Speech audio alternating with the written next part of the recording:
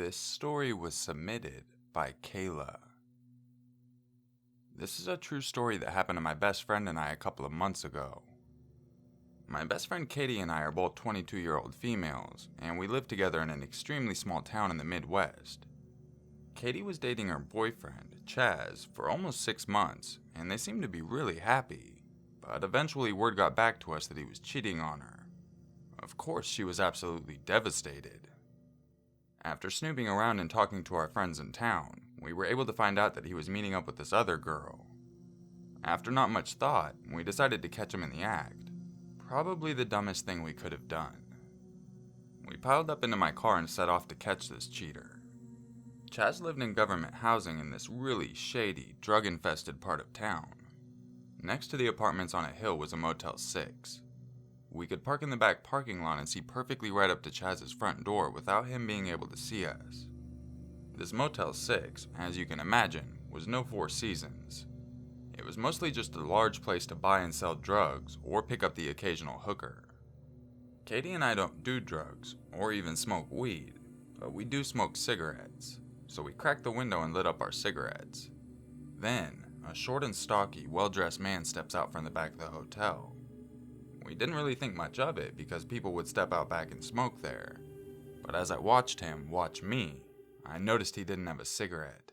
He just stood there, staring at us. Katie was completely oblivious to the fact that he had been staring at us for a good 10 minutes. I kept quiet and thought to myself, "You've been watching too much Law and Order. Get a hold of yourself." I looked back at the man to see if he was still staring at me, and he was walking towards the car. He had a devious, crooked smile on his face. My heart began to beat faster as he walked closer and closer. "Katie, roll up the windows," I said, very casual and calm. "No," she snapped. "Please, I'm begging you, roll up the windows. I'm scared," I whispered. "Are you worried about him? He probably just wants a light or to bum a cigarette. Stop freaking out. Damn." Soon, he was at the driver's side window holding a red Solo cup. "Hey, what are you ladies doing here?" he asked. Now, I'm not a feminine girl. I am very built and my voice is raspy. I'm tough and outspoken. "We're minding our own business. How about you give it a try?" "Hey now, I just wanted to see if you ladies wanted to come up and have a good time." "We're having plenty of fun right here. Now leave us the fuck alone." The man shrugged his shoulders and asked Katie if he could bum one of her cigarettes. She obliged and handed him one through the window that was half down. Instead of taking the cigarette, he splashed the contents of his cup into the car. It went all over us, and right away, I knew it was urine. "Get the fuck away from us!" I screamed as I leapt over Katie to roll up the windows. He pulled on the handles of my car and was screaming at us. "Open the fucking door!" he screamed as he pulled at the handles and viciously beat on the window. I pulled out my phone and dialed 911 while Katie threw the car into drive and bailed out of the parking lot. He chased after the car by foot, but of course he never caught us. The police took a report, but all of their searches for this man were a dead end. Apparently he checked in under a fake name and was also there in a stolen vehicle. He just vanished. Now, if you're wondering, Katie ended up breaking up with her boyfriend without actually catching him in the act. But in the future, we will never attempt to catch a cheater again, especially in a Motel 6 parking lot.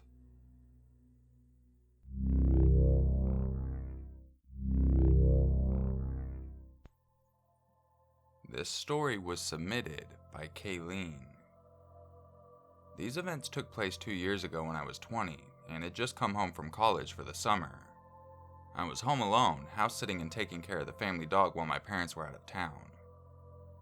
Late one night I heard a loud knock on the front door. I was startled and a little bit creeped out. People in my neighborhood typically aren't very friendly. Everyone keeps to themselves and we really don't interact much. On top of that, there are a lot of really strange, crazy people in that area, and it's not uncommon to hear gunshots in the middle of the night or to see houses that have been vandalized.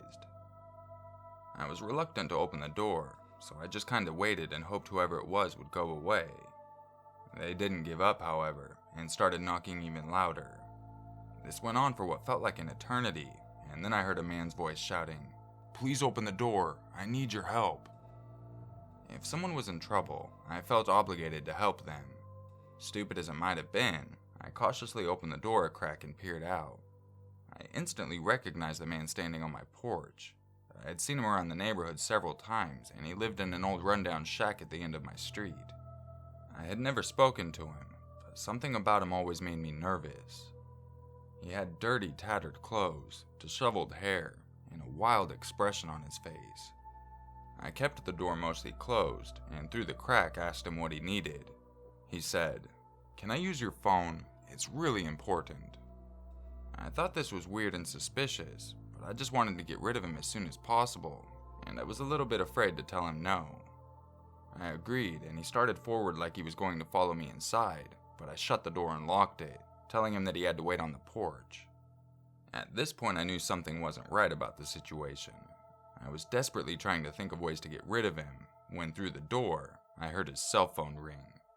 He had a phone all along, and he was just looking for an excuse to get inside my house. I yelled at him through the door, telling him that he had to leave. He started shouting something about how he was in trouble and he really needed to come inside. Nothing he was saying was making any sense. He was just screaming incoherently. I grabbed my phone and held it up to the window where he could see it, telling him that I was calling the police. As I started to dial the number, he finally got the idea and took off running down my driveway. I saw him reach the street and head back towards the direction of his house. I was terrified by this point, so I called my aunt and uncle who lived nearby and asked them to come over. They spent the night in the house with me, and I felt much safer having them around, especially since my uncle was a pretty strong guy. The creepy neighbor didn't come back that night, and as time went by, the incident started to fade from my mind. A few months later, however, I was watching the news and I heard about an old woman who had been murdered in her house by an intruder. They flashed on the face of the murderer, and my heart stopped. It was the same man who came to my door. They even showed a picture of his house, which was just down the street from mine. Apparently, he tried to rob the old lady to get money for drugs. She resisted, and he ended up killing her. He is currently in prison, but it's still chilling to think that I lived on the same street as a murderer for years. I prefer not to imagine what could have happened to me that night he came to my door.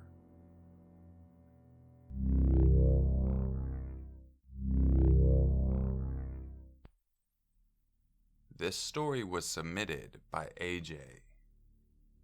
This story spans between the hours of roughly 11 p.m. on October 30th, 2015, and 1:30 a.m. the following day. A bit of backstory first. I'm a man in his 20s living in a lower middle class block of Thorold, in a town in southern Ontario, Canada. I live in an apartment of a 3-way split home, mine being the largest and most like an actual house should be. The entire street's housing from the nearby intersection up to the shopping plaza was originally built as cheap student housing in the 70s. I also live about a 3-minute walk from the grocery store and go there often. So often, in fact, that I'm instantly recognized by most of the cashiers. Around 11 p.m. or so, I remembered something I needed to pick up for Halloween night. I lived with my mom and sister, and my mom was away, so my sister and I were planning to watch movies and Goosebumps episodes all night while pigging out on snacks to celebrate Halloween. While I was in line to buy my stuff, a tall young bearded man, taller than I am at 6 foot, and I'd estimate not too much older than me if at all, comes up behind me and puts his things on the conveyor. A girl looking to be about the same age joining him soon after, probably his girlfriend. He notices one of my chocolate bars and compliments my good taste. "Kit Kat, nice. It's what makes us live, eh, man?"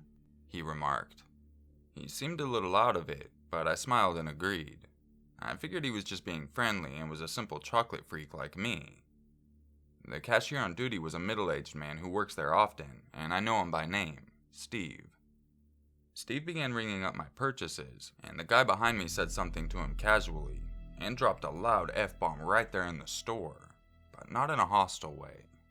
It was startling, though, hearing someone say that in such a place, at such volume. He said he forgot something and rushed off with the girl to get it, Steve grinning and laughing. But as soon as the guy was out of earshot, Steve's face changed to a serious one, and he leaned in close to me, whispering, "Get home fast." My blood ran cold as he proceeded to tell me that he'd been seeing a number of young men that night who seemed to be on meth or cocaine, or something. I laughed a nervous laugh. "Oh, don't laugh," Steve warned. "This could be serious." Steve put on his casual smile again as the guy showed back up.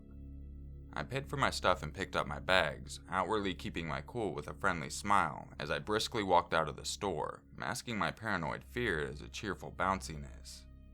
As soon as I was out of the store and was sure that no one could see me, my facade melted away instantly. I ran like my life depended on it, which for all I knew, it did. I covered the whole walk in about half a minute of running, slowing down and catching my breath as I neared my home, a big cloud of my breath visible in front of me every half a second in the cold air. I'm no good at running long distances, especially since I permanently screwed up my knee last November in an accidental fall, and it didn't help that I was carrying a 12-pack of Cokes, so I was happy I didn't have to run very far. But as I arrived out front of my house, I heard and saw something unusual 2 doors down. A porch light was on, and 2 men were furiously yelling at something, their voices echoing off the surrounding homes and the warehouse across the street. I tensed up a bit, immediately frightened, and my fear became justified when I heard one of them yell, "I'm going to fucking kill that bitch." Now, I'm already a bit paranoid at night, thanks to my nightly routine of watching a lot of scary game playthroughs, creepypasta videos, true scary story readings, etc. I should also mention that my neighborhood, despite certainly looking like a place you'd expect a lot of criminal activity in, had rarely seen a single crime of any sort. But my paranoia just might have saved me that night. I slunk through the shadows, quiet as can be, making damn sure that I was taking the most silent steps of my life while maneuvering behind my neighbor's car and dashing to my door. Thankfully, they never noticed me or saw my home's motion light come on. I went inside, turning off the mudroom light, shutting the outer door tightly, and locking the inner door, both locks. I brushed it off at the time as nothing big. Man, was I ever wrong.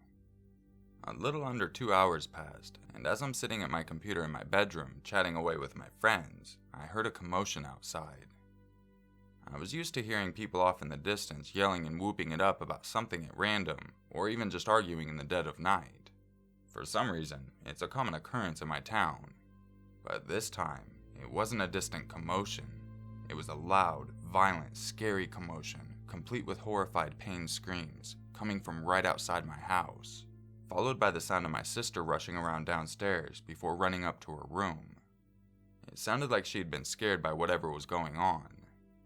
I cautiously exited my room and found that she'd been closing all of the blinds and curtains and turning off the lights. Joining her in her room, I could hear the going-ons clearer. A fight was happening. My sister was watching and listening from her window where she could see everything happening clearly thanks to the new fluorescent streetlights. She handed me her phone so I could call the police, while she talked to an elderly neighbor from apartment A, who was outside watching from the safety of the darkness. I've only ever had to call the police once before in my life, and that was a couple of years ago to report a bunch of ass clowns disturbing the peace with a loud-ass outdoor party after midnight. Shaking and scared, I told the police that a terrible fight was happening on our street, and my sister rushed over to give more details. It wasn't a mere fight, it was an attempted murder. I shared this with the police, who took down my name and said that there was already a car or 2 on the way, as someone had already called about it. They were there within a couple of minutes and began questioning the victims and perpetrators. That's when my sister finally told me all of the details. As best as she could see, these dudes with knives were dragging a guy and his friend away from a woman, who was being held back by some more dudes and was apparently the pregnant girlfriend of one of the dragged guys, and he was pleading for them not to do anything to her. Neither of us saw what happened before this, but the victims said to the police that they'd been jumped and beaten, which certainly lines up with what I'd heard from my room. And even more disturbing is that one of the people involved was the adult son of the aforementioned elderly neighbor.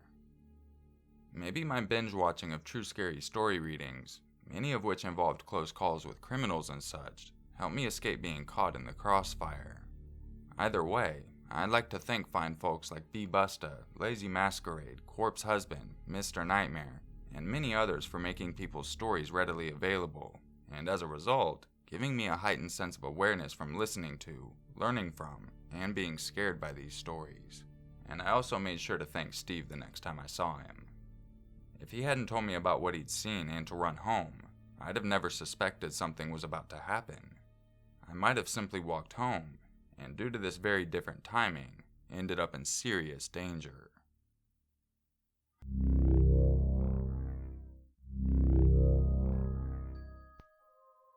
If you enjoyed this video, I'd really appreciate if you give it a thumbs up. It really helps the channel out. If you would like a chance to have your story featured in an upcoming video, make sure you check the description for information on how to submit your stories. I hope you all have a wonderful weekend, and I'll catch you in the next video.